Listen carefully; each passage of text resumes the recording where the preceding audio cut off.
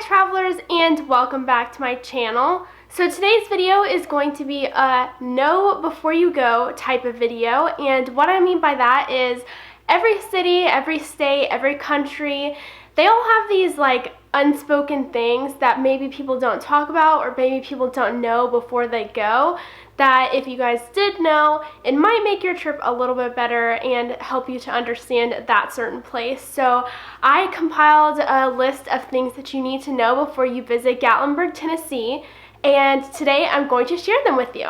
So the first thing that you need to know before you travel to Gatlinburg is that it is very, very touristy.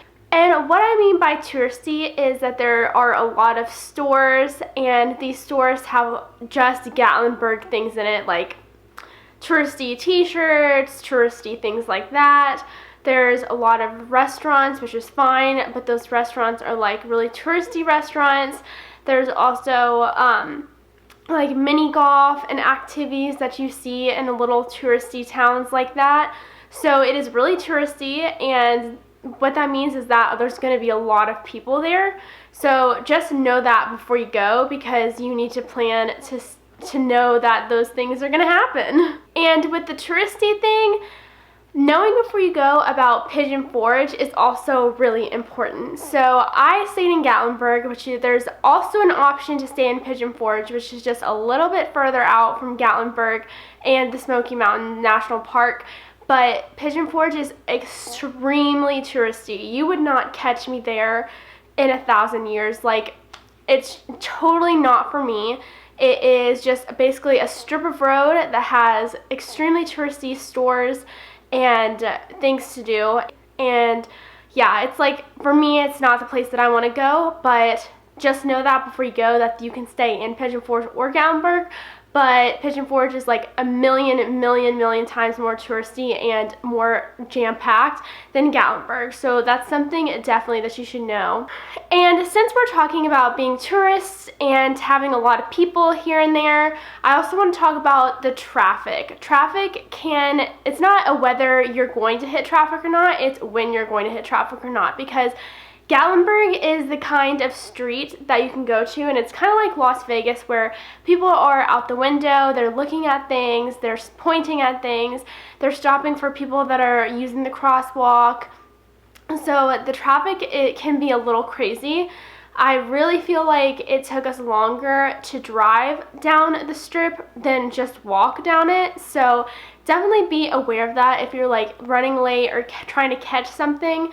That is something definitely you should know about. And also the traffic in the park, because in the park it's only a 2-lane road, and if someone sees a bear or something, you better just add like 30 extra minutes to anywhere, because people just like stop right in the middle of the road to see this bear. It's actually ridiculous to me, because I'm like, can you not pull over?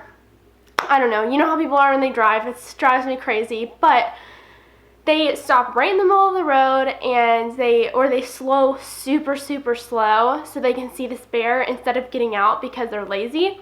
So know that traffic can be super crazy in and out of the park, especially if you see something on the side of the road.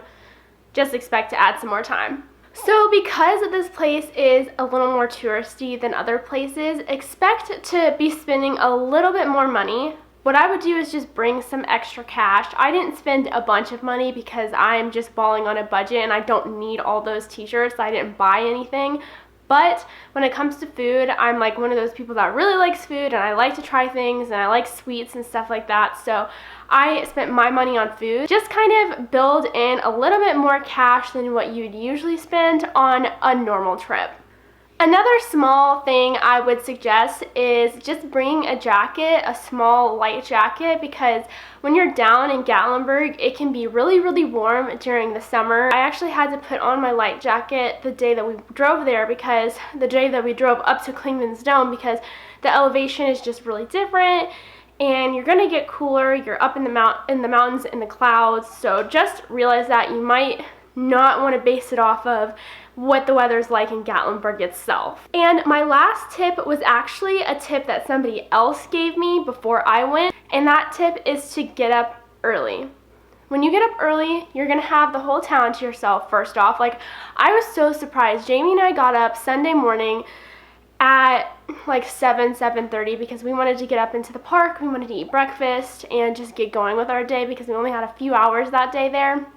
So we went to Flapjacks, Pancakes, and I was so surprised to see how many people weren't there on a Sunday morning, because like back in my hometown in Kentucky, if it's packed on Sunday mornings, like breakfast and stuff like that. So I think with it just being like a vacation spot, people just sleep in and they're a little lazy, and we like had the whole town to ourselves. We ate, we were in and out, and then when we got into the park each day, we were surprised with how many people weren't on the trails, and like we saw barely no one going up the hike to Charlie's Bunyan. But when we were on our way back, which was around 12, we met someone probably every 2 minutes, and it just goes to show that if you get up early and like really use your time wisely, you can have the place to yourself. So those are a few things that I wanted to let you guys know before you go to Gatlinburg. It's a wonderful place, although it's, you know, a little touristy.